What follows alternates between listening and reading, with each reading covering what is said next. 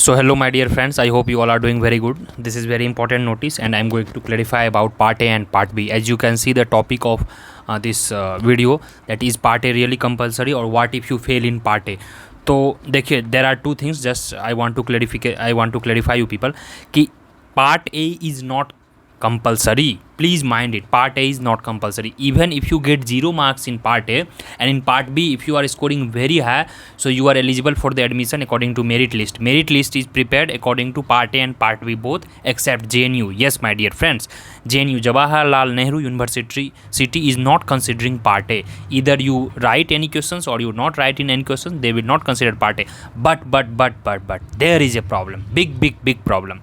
If you are looking for admission anywhere, not only in JNU, then you must attend part A, be it DSE, that is Delhi School of Economics, or DU or HCU or Pondicherry, BHU, anywhere they are taking into account part A and part B दोनों. Yes, part A और part B दोनों का marks मिला के आपका score बनेगा.